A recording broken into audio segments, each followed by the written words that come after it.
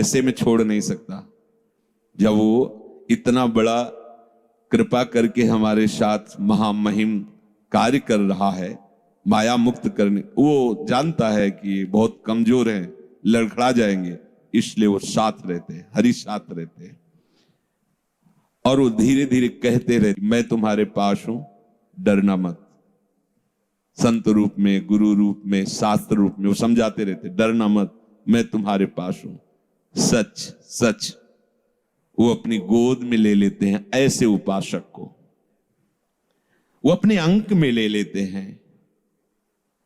जिसको जगत से निराशा मिली वो हरि की गोद में बैठ जाता है।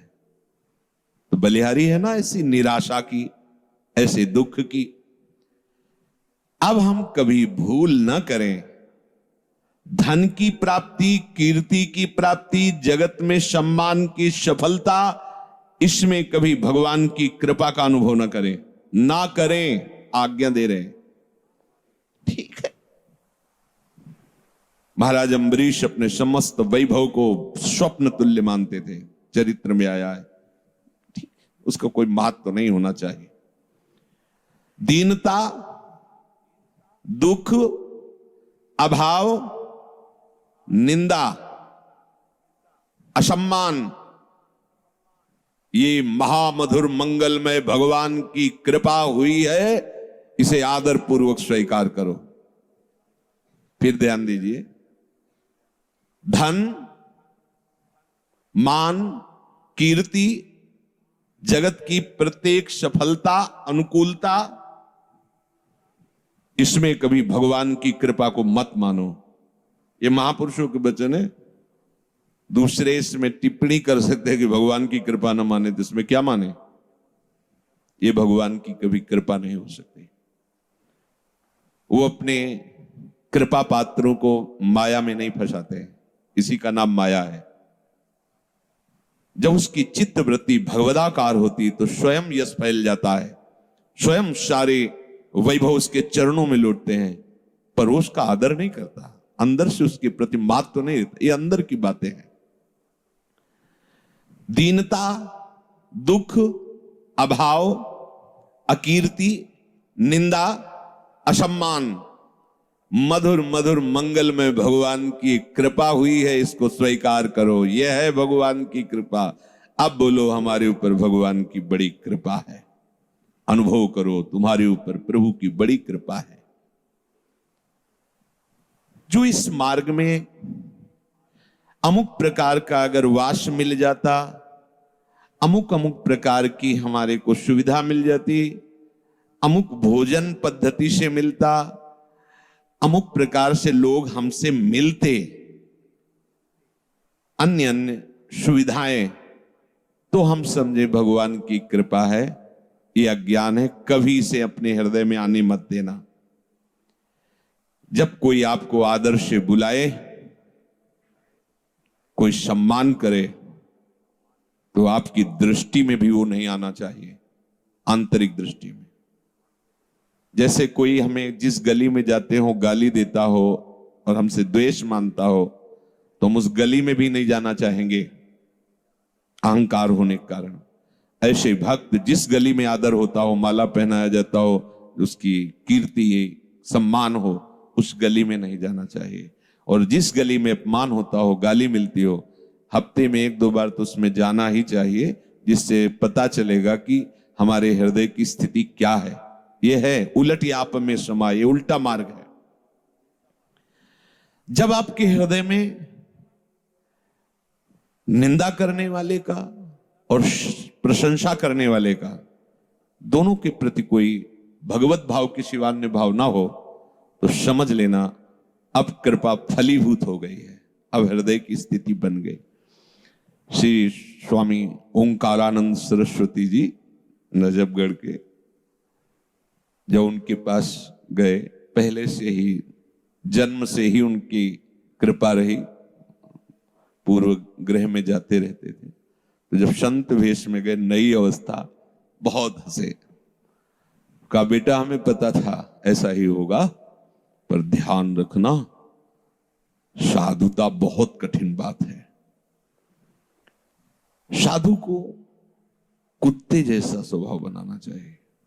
मुझे समझ में नहीं आया साधु स्वभाव और कुत्ते का स्वभाव। तो महाराज जी मेरी समझ में नहीं आया। बहुत ब्रह्म प्राप्त महापुरुष तेजो में एकांत खंडहर गंगा किनारे रहते थे, कोई सुविधा नहीं किसी भी तरह। कोई एक अल्मोनियम का कटोरा जैसे भिक्षुक लोग रखते हैं ऐसे ही बस रखा रहता, उसी में जो भिक्षा आई पा लिया। ऐसे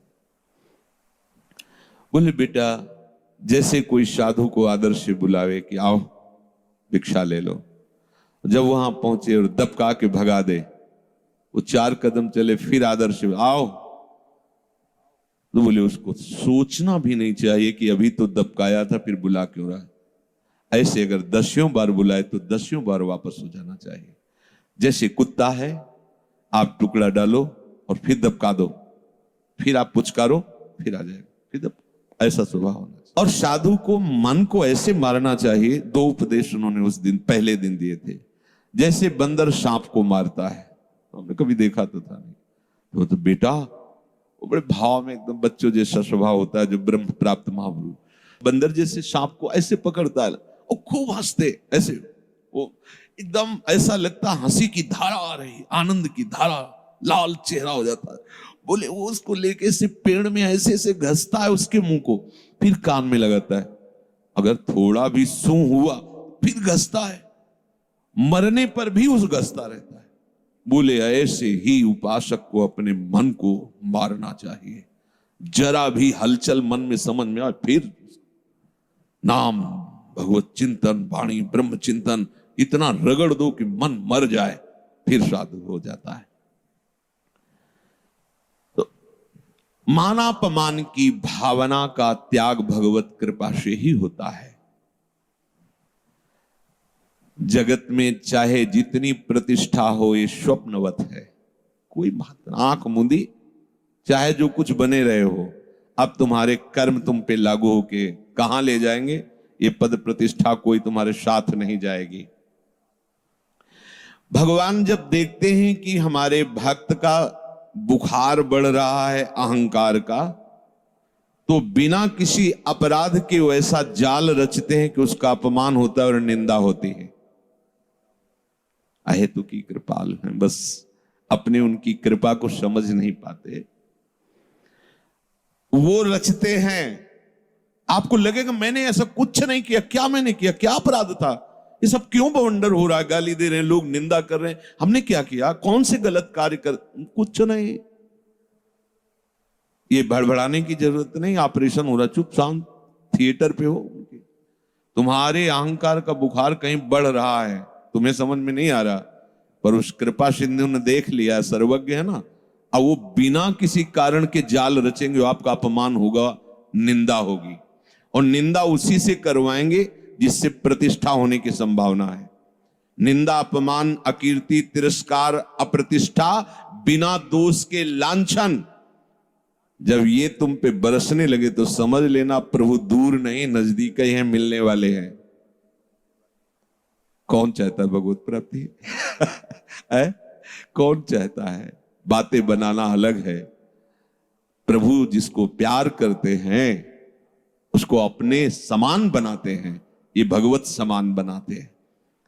इन्हीं में तो हम फंसे हैं, और ये तो सब अहंकार का पोषण करके बार बार जन्म मरण इन्हीं से तो होता रहा है। हम उन कृपालु की कृपालुता को ना समझकर हम समझते हैं भगवान अब हम पर अपनी कृपा हटा ली है, इसीलिए पग पग पर हमें विपत्तियां मिल रही हैं। जब तक किंचन मात्र भी आदर सम्मान कीर्ति, ये हमारे प्रिय मित्र हैं, ये हमारे प्रिय संबंधी हैं, ये हमारे बंधु बांधव हैं, और ये हमारे कहने पर प्राण भी त्याग सकते हैं। अगर ऐसी किसी के भी प्रति बात हो तो हटा देना, नहीं तो ऑपरेशन शुरू हो जाएगा। बहुत कृपालु हैं प्रभु। तनिक सी कृपा कोर सब तुम्हारे इन मानसिक कल्पनाओं का विनाश कर देगी। डरते रहो इस बात से, किसी को अपना मत कहना, नहीं धोखा हो जाएगा। या तो विवेक से आपके अंदर से अपनापन हटा देंगे, सामने से ही हटा देंगे। अच्छा कहते भगवान ऐसा क्यों करते हैं, उसने क्या लिया था, तो वही तो है उसमें, और कौन है, वो अपने आप को समेट लिए, एको हम बहुश्यामा, बहुश्यामा से एको हम। कोई पाप हुआ, कोई अपराध हुआ, वहां तुम्हें देखने में लग रहा था कि माताएं, भाई हैं, बेटा है, मित्र है, ये अमुक तुम्हें लग रहा था, और वही तो एको हम बहुश्यामा, वही तो बने हुए थे, अपने में समेट लिया। अब तू नहीं समझ पा रहा है कि मैं इन सब रूपों में, तो देख ये सब रूप मेरे ही, समेट लिया। अब केवल हरिशरणम। अब जब लोग कहें कि अच्छा चलो भक्त के साथ से, लेकिन सामने वाले ने क्या किया था, तो सामने वाला प्रभु ही तो था, वो नहीं जान पा रहा है, इसलिए जनाने के लिए उसको अपने में लीन कर लिया, क्योंकि वही बने हुए थे। अब एक ही रह गए हरि। अब चल,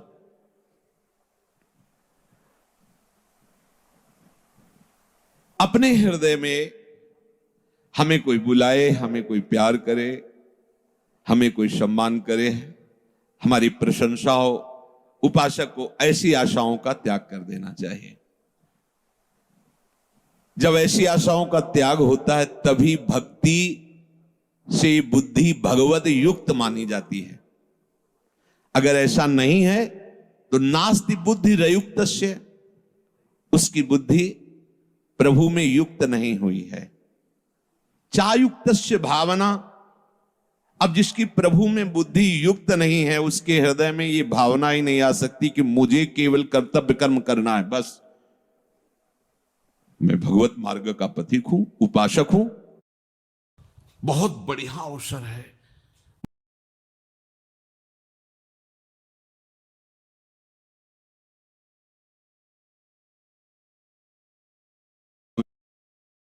शक होकर इस बात से अपने को पुजवाना कि मुझे भगवत प्राप्ति हो गई, मैं नित्य लीला में प्रवेश, खिलवाड़ समझा नित्य लीला में प्रवेश होना। अरे रोते रहे बड़े बड़े महापुरुष लाडली जू से, कभी तो कृपा कोर करो। जो अब आप देखो भोरी सखी सेवा कुंज में जो बंदर भी नहीं खाते थे चने, उन ठुड्डियों को बिन करके एक मुट्ठी यमुना किनारे, कितनी जितेंद्रियता है, कितना संयम है, किसी से कोई, वो रोते थे श्री जी के लिए। पूरा जो भोरी सखी के पद हैं आप पढ़ के देखो, उनमें कैसा उनका प्रेम बरस रहा है पदों में। अगर हम वास्तविक नित्य लीला में प्रवेश होना चाहते हैं तो हमें अपने मन और अपने इंद्रियों को प्रियालाल के उच्छिष्ट में ही संयमित करना होगा, और बुद्धि में निश्चय करना है कि चाहे जितना तुम हमें प्रलोभन दो, चाहे जितना तुम हमें आकर्षित करो, इस जन्म में चूक होने वाली नहीं, इस जन्म में मुझे प्रियालाल चाहिए। किसी के द्वारा दिए हुए सम्मान को कभी स्वीकार मत करना, ये बहुत बड़ा जहर है। साधक इससे भ्रष्ट हो जाता है। कोई तुम्हें प्रणाम कर रहा है, नमस्कार कर रहा है, हो सके तो तुम उसे प्रणाम करो, उसे स्वीकार मत करो। अंदर कभी स्वीकार मत करो कि मुझे ये जो पैर छुआने में आपको सुख मिलने लगा या आप इसे अच्छा समझते हैं, तो आपसे प्रार्थना है आप सावधान हो जाइए, आपका पतन शुरू हो चुका है। कोई भी हो, अगर जो झुक करके आपको प्रणाम कर रहे हैं, पैर छू रहे हैं, और तो आप समझ लीजिए कि आपने अपना पतन शुरू कर दिया है। आपकी स्वीकृति, वो आपको गाली दे तो कोई फर्क नहीं, कोई प्रणाम करे तो कोई फर्क नहीं होना चाहिए। अगर फर्क है अंदर में तो तुम देख लीजिए। शरीर स्वस्थ हो तो अगर तुम्हें कोई पंचांग प्रणाम कर रहा है तो तुमको भी पंचांग प्रणाम करना है, नहीं करना है तो स्वीकार ही नहीं करना है, राधे भी नहीं बोलना। जल्दी तुम्हारी श्रद्धा है, प्रणाम जब आप बोलोगे नहीं तो वो अगर दिखाने के लिए प्रणाम करे बंद कर देगा। अगर वो श्रद्धा से प्रणाम कर रहा है तो जिसको प्रणाम कर रहा है वो देख लेगा। स्वामी को प्रणाम कर रहा है, हम स्वामी के दास, अपने को स्वीकार नहीं करना। प्रणाम, नमस्कार, वंदना, आदर इस वेश का हो रहा है, वेश आचार्य और गुरुदेव का है, श्री जी का है। मुझे बिल्कुल नहीं कि ये आदमी प्रणाम किया साष्टांग और कैसे नहीं, उससे तो बोलना ही नहीं। बिल्कुल ये नियम, सम्मानम कल्याति घोर गरलम, समझोगे नहीं तो फिर ये सब प्रवचन चलता रहेगा, तुम सुनते रहोगे और अध्यात्म उन्नति नहीं होगी। यदि भगवत मार्ग में आपको इसी जन्म में भगवत प्राप्ति करनी है तो बहुत सावधानी की यह आवश्यकता है कि प्रियालाल के सिवा हमें कोई नजर ना आवे, प्रियालाल के सिवा कुछ अच्छा ना लगे। और ये बीच में आकर के इतना बाधा पहुंचाते हैं, सम्मान, कीर्ति, कि ऐसा लगने लगता है कि जीवन का लाभ तो यही है ना, जब चार लोग हमको संत मान के प्रणाम करते हैं,